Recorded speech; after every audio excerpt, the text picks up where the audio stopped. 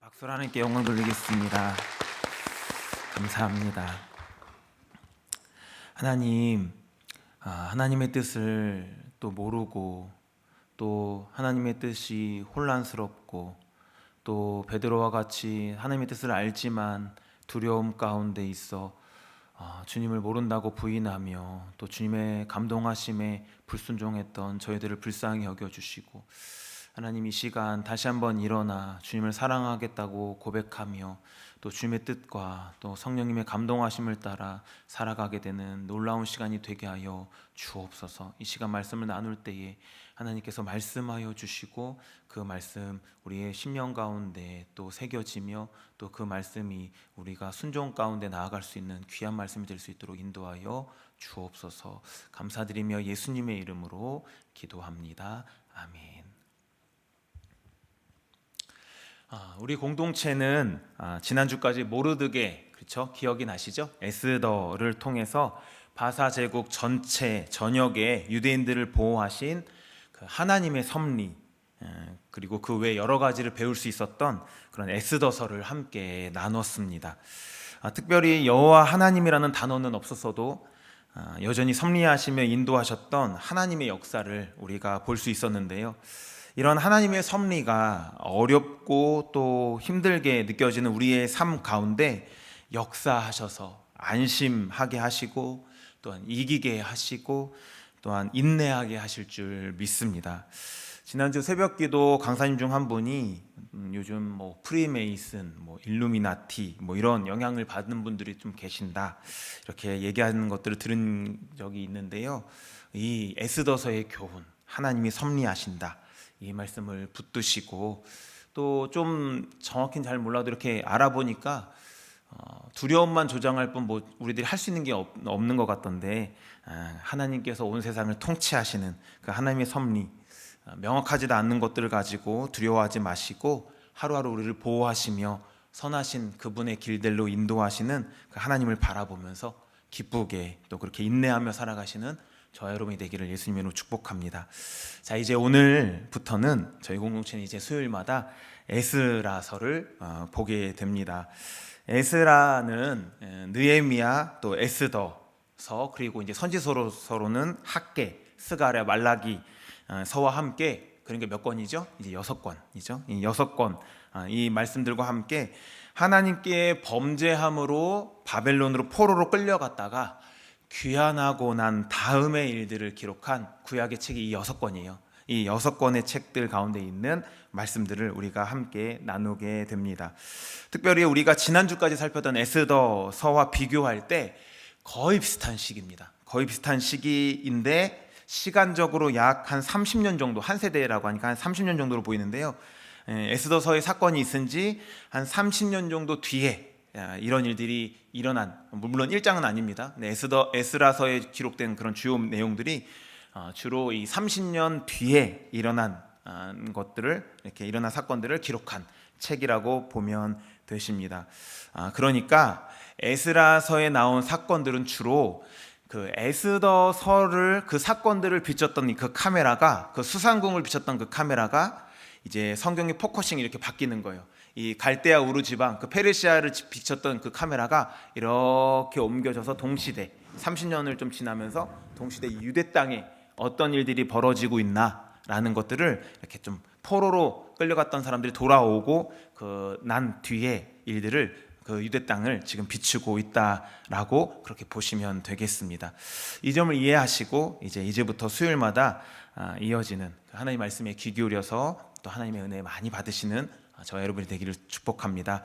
이쯤 하시고 오늘 읽은 본문을 통해서 하나님의 감동하심이란 제목으로 하나님의 말씀을 증거하도록 하겠습니다. 어느 날 주님께서 성령의 사람이라고 이렇게 별명이, 그 책이 있어요. 그 별명을 할 수 있는 그 리즈 하월즈라는 사람에게 온 마을을 좀 도와보지 않겠냐라고 말씀하시면서 너가 먼저 고난받는 사람이 되어야 된다라는 말씀들을 그 사람에게 하셨다라고 합니다. 이 책에 나온 많은 얘기들 중에 지금 제가 좀 간추린 건데요. 리즈는 어느 주일 아침에 그 마을을 찾아갔습니다. 그리고 친구들과 함께 이제 그리스도 일꾼들이 동행을 했습니다. 그들의 눈앞에는 생전 처음 보는 광경이 있었다고 해요. 막 커다란 맥주통들이 막 여기저기 널려 있고 사람들 마셔대고 도박하고 온갖 종류의 오락에 빠져 있었다라고. 그 지역의 이름이 헬파이어, 말 그대로 그냥 헬파이어, 그 지옥불 같은 그런 거리였다라고 합니다. 거기서 사역하면서 뭐 회심자도 없고 막 그렇게 지내던 어느 날 굉장히 큰 역사가 일어났는데, 하월즈는 오랫동안 그 주정꾼들 중에 주모자를 위해서 기도하면서 그와 접촉할 수 있는 기회를 달라고 이렇게 구해왔습니다. 이 사람은 하나님의 사랑이 다른 사람들을 향하여 나타난 것들은 많이 보았는데 자신은 정작 체험하지 못하고 있었다라고 보였나 봐요. 그런데 마을 외곽에서 문제가 터졌습니다. 그리고 이 사람도 연루가 되었어요. 문제는 법정으로까지 퍼질 만큼 아주 큰 것이었다라고 합니다. 그때 주님께서 리즈 하월즈에게 이렇게 말씀하셨다고 합니다. 이제 너의 때가 되었다. 가서 내가 이 사건을 맡아 처리해 주겠노라고 말해라. 그래서 그 길로 리즈는 그 사람 집을 찾아갔습니다. 그러고는 다짜고짜 물었습니다. 이 사건이 법정에 가지 않고 해결될 수 있는 길이 있다면 당신이 그것을 받아들이겠습니까? 그리고 만약 상대방이 보상에 합의해 준다면 제가 그 보상금을 내드려도 좋겠습니까? 라고 그렇게 물었대요. 상대방은 말이 없었다라고 합니다. 근데 리즈가 그 일을 회상하면서 이렇게 말했다라고 합니다. 그 역시 다른 사람들과 하나도 다를 바 없었다. 다만 그의 마음은 단순한 말로는 움직일 수 없었다. 그러나 하나님의 사랑을 직접 보게 되자 그의 마음은 중심부터 완전히 부서져 버리고 말았다. 그는 자신이 죄 많은 사람임을 고백했고 모임에도 나오기 시작했다. 그는 그제야 자신이 사랑받는다는 사실을 느낄 수 있게 되었다. 이 이야기에서 이 리즈 하월즈에게 이렇게 말씀하셨다라는 것은 사실은 우리가 가지고 있는 공통적인 신앙에는 좀 맞지 않아요. 그 단어가. 그래서 그 오해 소지를 좀 유발할 수 있기 때문에 우리는 보통 이런 경우들을, 우리 공동체는 주님께서 감동을 주셨다, 하나님께서 그런 마음을 주셨다, 그런 감동을 주셨다라고 우리가 좀 치환해서 사용합니다. 이런 이야기들과 같이 우리는 때로 성령님 하나님께서 이렇게 주시는 감동이 필요할 때가 있음을 느끼곤 합니다. 이 이야기에서와 같이 이웃을 사랑하지만 어떻게 나아가야 될 것인가, 그런 부분들은 우리가 좀 고민하며 또 주님께 여쭙고 나아가야 될 필요가 있다라는 것이죠. 또한 일상생활에서도 하나님의 뜻을 행하기 위해서는 하나님의 감동이 필요하다는 것들을 우리 많이 경험하게 됩니다. 예수님 믿는 신자는요, 죄를 추구했던 옛 성품만 있었던 상태에서 새로운 성품, 예수님을 믿을 때 생겨나는데 그런 하나님의 뜻을 행하고자 하는 그런 성품이 생겨납니다. 그러니 신자의 특징 가운데 하나는요, 두 성품이 싸우는 거예요. 갈라디아서 5장에서 말씀하신 것처럼 마치 육체의 소욕과 성령님의 열매, 그것을 따르려고 하는 그 마음들이 서로 대적하는 것처럼 말입니다. 이런 세 성품이 있는 데다가 또 하나님께서 우리에게 말씀하시죠. 성령님을 따라 행하라, 이렇게 말씀하시죠. 그러니까 우리 신자는 하나님의 뜻을 따라야 하고 또한 또 따르고자 합니다. 그리고 대부분 이 말씀 있죠. 요한복음 10장 27절인데요. 내 양은 내 음성을 들으며 나는 그들을 알며 그들은 나를 따르느니라 라는 이 말씀과 같이 대부분 우리는 하나님의 뜻을 압니다. 부인하고 싶겠지만요, 대부분 알아요. 대부분 그 뜻을 알고 있고 또 알게 됩니다. 탐심을 품을 때요, 하지 말아야 될 것을 압니다. 거짓된 일을 저지르고 있을 때요, 그걸 하지 말아야 될 것들을 알아요. 금세 압니다. 그런데요, 이미 속으로 그런 생각을 하셨을지 모르겠지만 우리의 삶 가운데 고민되는 것은 이런 부분들이 아니죠. 이렇게 명백하게 알게 되는 부분이 아니라 쉽게 알 수 있지 않는 부분들이 또 있다는 것들을 우리가 알게 되기 때문이죠. 이웃을 사랑함에 있어서 아까도 말한 것처럼 그 표현을 우리가 어떻게 구체적으로 나타낼 것인가, 어떻게 자녀의 진로를 하나님의 뜻 가운데 맞게 결정할 것인가, TV는 어느 정도 보는 게 적절할까, 쇼핑은 어느 정도가 좋은 것일까 와 같은 그런 고민을 할 때가 하나님의 뜻대로 살아가려고 할 때 있다라는 거예요. 이렇게 어떻게 행해야 될지, 어떻게 성령님을 따라 살아가야 될지 몰라 헤매 있는 때에 성령님의 감동하심이 우리에게 필요한 줄 믿습니다. 요즘 우리가 사도행전 강해 설교를 듣고 있죠. 8장에서 성령님께서는 빌립에게 이렇게 말씀하세요. 이 병고로 가까이 나아가라 하신 것이라든지, 10장에서 이 고넬료에게 성령님께서 이렇게 베드로에게 성령님께서 이렇게 얘기하시죠. 고넬료의 집에서 온 세 사람을 따라가라. 기억나시죠? 감사하게도 성령님께서는요, 우리를 이렇게 지도하시고 인도하세요. 제임스 패커의 성령님을 아는 지식이라는 책을 보면요, 성령님은 당신의 사자에게 직접 말씀하시고 순전한 통찰력을 주셔서 하나님의 진리와 뜻을 계시한다, 이렇게 말해요. 조시신학자 웨인 그레덤도 이렇게 얘기합니다. 성령님은 하나님의 백성을 지도하시고 인도하신다. 어떻게 하시겠어요? 성경의 계시가 종결된 이 시대, 저희는 그것을 믿고 있는 공동체입니다. 성경의 계시가 종결된 이 시대에는 성령님의 감동하심으로 그렇게 우리를 인도하시고 말씀하시고 또 역사하신다라는 것이죠. 그러나 이렇게 성령님의 감동이 필요한 우리에게 성령님의 감동이 삶 가운데 나타남에도 또한 그것으로만 또 우리가 하나님의 뜻을 따라 살아갈 수 있다라고 말할 수 있는 게 아니라, 명백하게 말씀하셨어도 명백하신 알아도 우리의 욕심, 또 제된 성품이 그 하나님의 감동하심을 가릴 때가 있기 때문에, 그래서 하나님의 감동하심을 우리가 명확하게 알지 못할 때가 있다라는 거예요. 그래서 주님께서 로마서 12장 2절에 이렇게 말씀하신 것처럼, 너희는 이 세대를 본받지 말고 오직 마음을 새롭게 함으로 변화를 받아 하나님의 선하시고 기뻐하시고 온전한 뜻이 무엇인지 분별하도록 하라, 그 말씀하신 것처럼 우리가 분별해야 된다라는 것이죠. 하나님의 성령님의 감동하심도 분별해 나가면서 그 뜻을 알아가야 된다라는 거예요. 그럼 어떻게 하면 그렇게 할 수 있을까요? 오늘 말씀에서 반복되는 단어가 있습니다. 성전, 건축하라, 그리고 감동.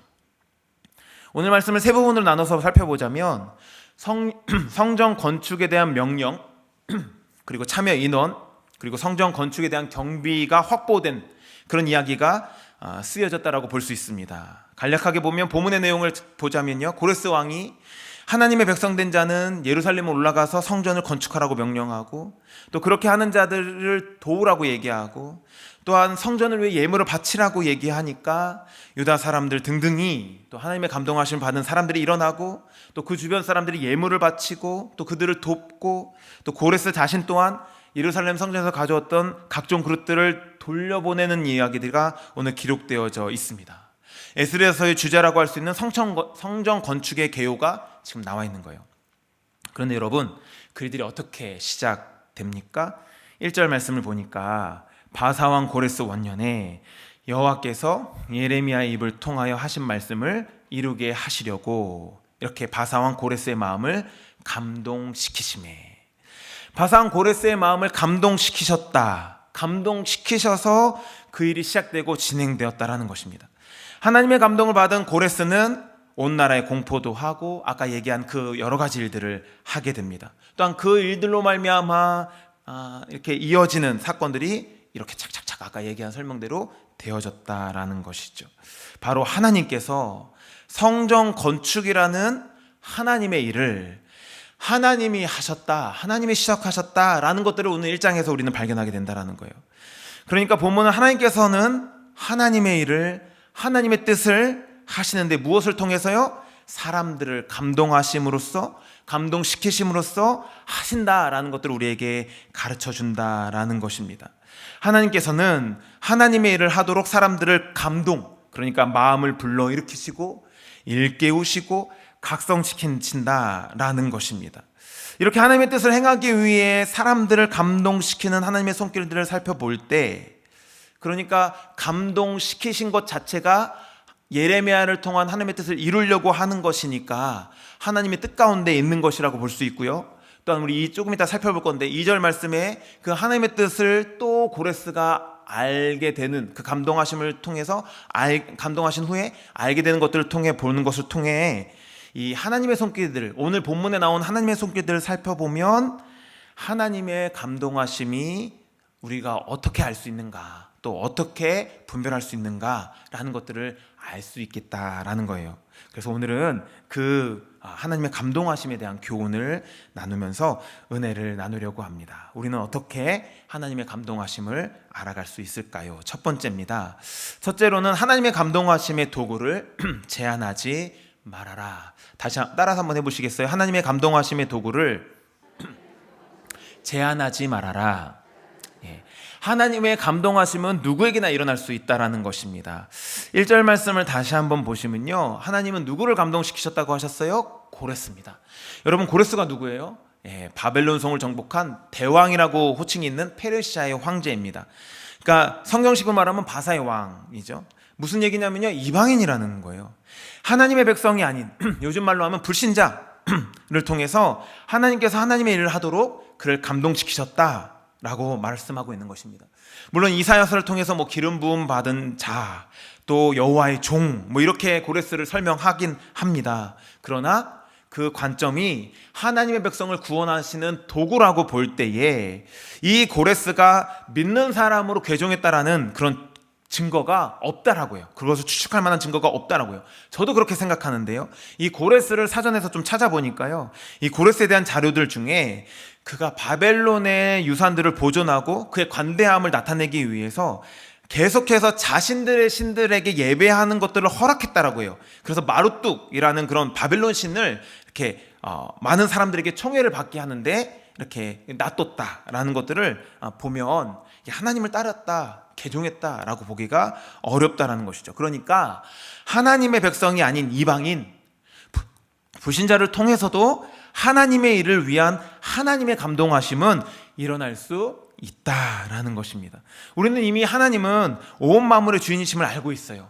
또한 민수기 사건에 아주 유명한 사건이 있죠. 나귀가 말을 합니다. 누구에게 말을 해요? 발람에게요. 뭐예요? 하나님의 뜻을 계시하는 그 일련 과정들 가운데 하나님께서 역사하셔서 여호와께서 그 나귀의 입을 여시죠. 그래서 누구를 통해서라도, 어떤 상황을 통해서라도 하나님께서는 감동시키실 수 있으며 또 그 감동시키신 것을 통해서 말씀하실 수 있기 때문에 그분의 뜻을 일상적인 일들을 통해서, 또한 일상적으로 만나는 사람들을 통해서, 사건들을 통해서 보이실 수 있다라는 것입니다. 그러므로 우리는 하나님의 감동하심을, 그분의 뜻을 찾아갈 때에 하나님께서 허락하신 환경, 또 그 주변의 사람들을 제한하면 안 된다라는 것입니다. 우리가 흔히 이렇게 생각하죠. 아유, 그 사람 말 별로 믿을 만하지가 못해. 이 사람 자기나 잘할 것이지. 이런 신뢰하지 못하는 사람들 가운데 있는 말을 통해서도 하나님은 역사하실 수 있다라는 거예요. 그냥 넘기는 것이 지혜로운 것이 아니다라는 것입니다. 여러분, 이 바둑이나 장기도요, 옆에서 혼수 두는 것이 잘 보게 됩니다. 그러니까 정작 나는 못 보지만 옆에 있는 사람들은 볼 수 있는 것들을 보게 돼요. 마치 우리가 아이들 그 시험 보고 난 다음에 시험지 갖고 오면 뭘 봅니까? 틀린 걸 보죠. 틀린 거 볼 때 왜 틀린 것들을 이렇게 유추해 나갑니다. 여러분, 잘 보이십니까? 잘 안 보이십니까? 잘 봐요. 잘 보입니다. 근데 우리가 만약에 그 시험을 본다면요, 장담할 수 없습니다. 요즘 아이들의 시험이 어렵더라고요. 어려워요. 문제가 어렵습니다. 장담할 수 없어요. 근데 아이들이 틀린 것들을 보면요, 왜 틀렸는지가 금방 보입니다. 주님께서 누가복음에 이렇게 말씀하시죠. 예수님께서 성령으로 기뻐하시며 천재주제신 아버지여, 이것을 지혜롭고 슬기는 자들에겐 숨기시고 누구에게요? 어린 아이들에게 나타내심을 감사하나이다. 이것이 아버지의 뜻입니다 라고 말씀하시죠. 그러니까 어린 아이를 통해서도 하나님의 그 감동하심이 또 그 도구가 될 수 있다라는 것입니다. 제한해서는 안 된다라는 거예요. 또 잠언 15장 22절 이렇게 얘기하죠. 의논이 없으면 경영이 무너지고 지략이 많으면 경영이 성립하느니라. 이제 앞으로 주일날 우리가 사도행전 15장 이제 살펴볼 건데요. 이 말씀처럼 이제 그런 공의회로 모여서 하는 의논들도 필요하다는 거예요. 하나님의 감동하심을 찾아갈 때, 하나님의 뜻을 찾아갈 때 그 의논하는 들도 필요하다는 거예요. 저는 여기다 거룩함이라는 수사고를 붙여가지고 이 거룩한 의논이라고 좀 얘기하고 싶은데요. 여러분, 하나님의 뜻을 찾아갈 때 의논도 필요해요. 근데 여러분, 누구랑 의논하십니까? 하나님 누구랑도 말할 수 있으니까 별 신뢰할 수 없는 사람들과 말하는 것은 지혜로운 것이 아니죠. 여러분, 지금 점쟁이랑 의논하는 것, 그건 죄입니다. 지혜로운 것을 떠나서 죄라고 말할 수 있는 것이죠. 여러분, 누구랑 의논하세요? 성경을 보면요, 하나님께서는요, 특별히 그런 지도자들에게 하나님의 뜻들을, 또 하나님의 마음들을 알려주실 때가 참 많이 있어요. 그래서 그 의논이 필요할 때 우리는 하나님의 뜻이 잘 나타나는 이 거룩한 교회에서 그 의논들을 하는 것이 지혜롭다라는 것입니다. 그러니까 의논이 필요할 때 이 지도자들과 거룩한 공동체인 교회 안에서 하는 것들이 지혜로라는 거예요. 함께 기도하며 하나님의 뜻을 구할 때 하나님께서 말씀하지 않으시겠냐라는 것입니다. 여러분, 그러기에 최적의 장소가 뭐예요? 약물이, 우리가 개강한 약물입니다. 어떤 분들은 오프라인으로 만나는 것보다 좀 시원찮아가지고 좀 이게 좀 꺼려하시는 분들도 있는 것 같아요. 여러분, 그러지 마시고 함께 하나님의 뜻을 추구하며 알아가는 그런 공동체, 이 약물이, 이것들을 잘 활용하셨으면 좋겠습니다. 오늘 새벽에 우리 강사 목사님 통해서 이 다윗 주변에 수많은 사람들이 하나님의 격려의 말씀들을 전해줘가지고 그가 위로를 받아서 승리할 수 있었다, 이런 얘기를 우리가 들었습니다. 그런 거와 같이 우리 주변의 환경과 다른 사람들의 말들을 잘 살피며 하나님의 감동하심을 따라 인생을 살아가는 것, 그것이 하나님의 성령을 따라 살아가는, 하나님의 감동하심을 발견하고 그것들을 따라 살아가는 것이 중요하다라는 것, 그것이 필요하다, 그렇게 할 수 있다라는 것입니다. 근데 여러분, 아무리 시간이 갔어도 여기서 멈추면 큰일 납니다. 왜냐하면 환경과 사람들과의 의논은 하나님의 감동하심을 볼 수 있는 도구가 되지만 또한 오히려 하나님의 감동하심에서 멀어지는 일들도 초래할 수가 있습니다. 그래서 두 번째 나누는 것이 제일 중요한데요, 그것이 뭘까요? 두 번째입니다. 뭐냐면 하나님의 감동하심은 하나님의 말씀과 떨어질 수 없다라는 것입니다. 우리 다시 한번 따라서 해볼까요? 하나님의 감동하심은 하나님의 말씀과 떨어질 수 없다. 제가 2절 말씀만 읽을게요. 1절은 많이 읽었으니까요. 바사왕 고레스는 말하노니 하늘의 하나님 여호와께서 세상 모든 나라를 내게 주셨고 나에게 명령하사 유다 예루살렘에 성전을 건축하라 하셨나니. 무슨 목적으로 고레스의 마음을 감동시켰다고 말씀하세요? 예레미야의 입을 통하여 하신 말씀. 이럴 때 뭔지 잘 모르시잖아요. 모를 때가 많잖아요. 저희가 이럴 때 우리가 참고할 수 있는 것이 종성경에 나와 있는 그런 관주입니다. 관주. 여기 보면 이렇게 관주들이 이렇게 나와 있는 것들이 있어요. 그 예레미야서 29장 10절이 그 관주인데요, 제가 한번 읽어드리겠습니다. 여호와께서 이와 같이 말씀하시니라. 바벨론서 70년이 차면 내가 너희를 돌보고 나의 선한 말을 너희에게 성취하여 너희를 이곳으로 돌아오게 하리라. 그러니까 이 말씀을 하나님께서 성취하시려고, 다시 돌아오게 하리라고 하시는 그 말씀을 성취하게 하시려고 고레스를 감동하셨다는 거예요. 또 2절을 보니까 하나님께서 뭐라고 명령하셨다고 얘기하세요? 고레스가 그렇게 뭐라고 증언해요? 유다 예루살렘의 성전을 건축하라.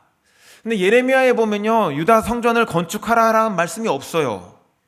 그럼 그의 말이 사실일까요? 아마 사실일 것입니다.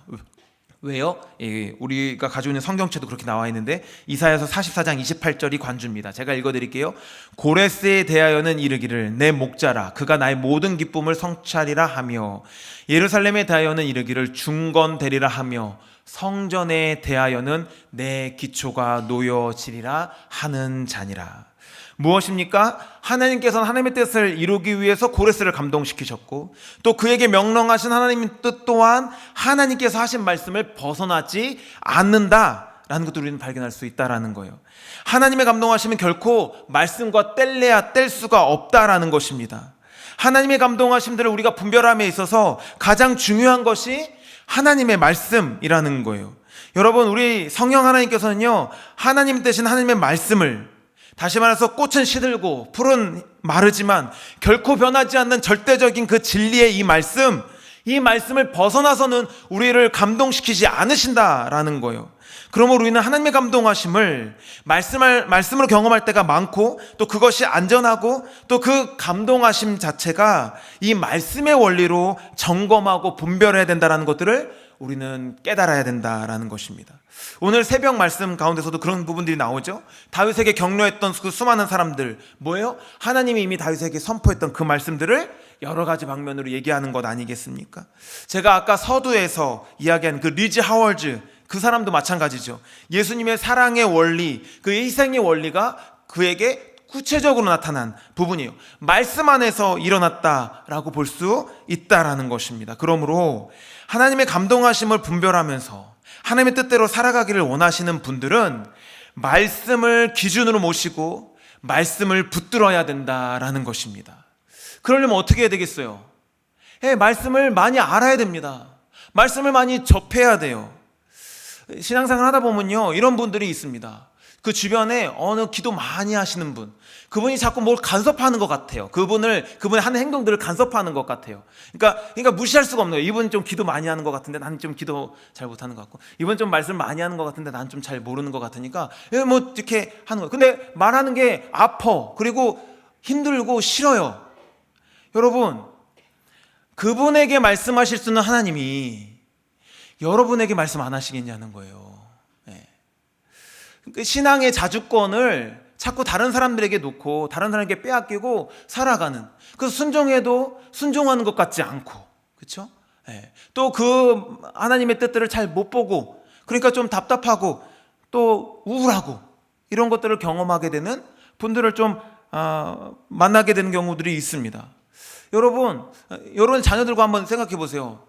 저희 두 딸 중에 막내에게 이런 적이 있었는데, 막내가 하는 말을 제가 못 알아듣겠는 거예요. 그래가지고, 근데 첫째는 잘 알아들어요. 그래가지고 첫째한테 좀 번역을 좀 해달라고, 좀 통변을 좀 해달라고 한 적이 있어요.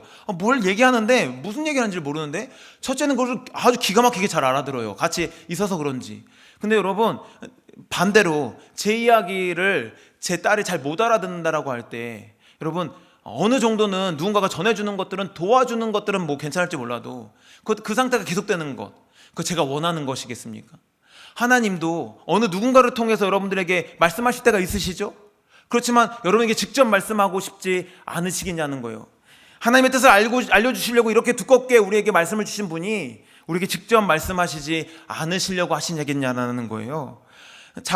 근데 말씀을 모르니까, 그럼에도 불구하고 노력하지 않고 또 그렇게 나아가지 않는다면 우리는 또 그런 상황들 가운데서 계속 살아갈 수 있다라는 것입니다. 여러분, 하나님께 정성스럽게 또 진지하게 나아간다면 하나님께서는 우리에게도 말씀 가운데 말씀하실 줄 믿습니다. 또한 우리들이 그런 시간들을 통해서 하나님의 말씀들을 분별해 나가고, 말씀을 통해서 그것들을 적용해 나가는 것을 통해서 우리가 하나님의 뜻들을 발견하는 것들을 그 부분에서 자라나갈 수 있는 거예요. 그래도 잘 모르겠다, 그럼 기도하십시오. 다른 사람이 말하는 것 때문에 부담스러우십니까? 기도하십시오. 기도하면 반드시 주님께서 그 말씀들을 알려주시고 또 여러분들을 인도하셔서 하나님의 인도가 더욱더 명확하게 되게 하실 줄 믿습니다. 많이 알고 계시는 이 토마스 선교사님, 대동강변에서 목이 잘려서 죽으신 그 토마스 선교사님, 그 토마스 선교사님도 여러 가지 과정들을 통해서 이 한국 땅에 왔다라고 하죠. 아내가 유산으로 과다출혈로 세상을 떠나고, 또한 여러 하는 그 선교 사역들이 잘 안 되고, 그런 일들을 통해서 조선으로 가야겠다라는 그런 마음을 가졌다라고 합니다. 그래서 그 사람을 통해서 또한 윌리엄슨 목사가 조선을 알게 되고, 또 존 로스 선교사가 한글 성경을 최초로 번역하게 되고, 또 그들을 통해서 많은 그리스도인들이 나오게 되는 것이죠. 여러분, 이 토마스 선교사가 어떻게 조선 땅에 왔겠어요? 그 조선 땅에 오라는 하나님의 감동하심이 있지 않았겠습니까? 또한 그것을 통해서 조선을 알게 되는 그 수많은 선교사님들, 그들 또한 하나님의 감동하심 때문에 그 일들을 한 것 아니겠습니까? 사랑하는 여러분, 명확한 성령의 감동하심에 순종하는 것이 순종입니다. 명확한 성령님의 인도하심 가운데 따라가는 것이 순종입니다. 그것이 말씀에 순종하는 것과 동일한 말이지요. 사랑하는 여러분, 하나님의 감동하심으로 인해 그 은혜로 그 감동하심들을 순종했던 그 사람들을 통해서 우리가 그 감동하심의 결과를 누리고 있습니다. 우리 또한 그분이 감동하실 때 잘 분별해서 순종해야 되지 않겠습니까? 그들의 순교와 그들의 헌신과 그들의 희생, 하나님이 왜 모르지만 감동하신 그것들 때문에 이 땅에 찾아와서 이 땅 가운데 복음이 전파되고, 그래서 하나님 안에서 그 충만한 은혜를 누리고 있는 우리 또한 지금도 여러분들을 통해서 말씀하시고 일하시고 역사하시려고 하시는 그 하나님의 그 감동하심을 잘 분별해서 순종해서, 그래서 또 다른 사람에게 그 하나님의 감동하심을 넘겨주는 그런 역할들 우리가, 또 우리 교회가 감당해야 되지 않겠습니까? 그 은혜를 우리가 기억할 때 우리가 또 감사할 할 수밖에 없는 것이고 찬양할 수밖에 없는 것이고, 거기서 멈추지 않고 또 우리는 또 그 책임을 가지고 나아가야 된다라는 것입니다. 빌립보서 2장 13절에 이렇게 얘기합니다. 너희 안에서 행하시는 이는 하나님이시니 자기의 기쁘신 뜻을 위하여 너희에게 소원을, 감동을 두고 행하게 하시나니. 사랑하는 여러분, 하나님께서는 사람들을 감동시키심으로써 하나님의 일들을 하십니다. 하나님께서 요즘 여러분에게 이웃을 사랑하는 면에서 감동하시는 것이 있으십니까? 또 헌신하는 면에서 감동하시는 것들이 있으세요?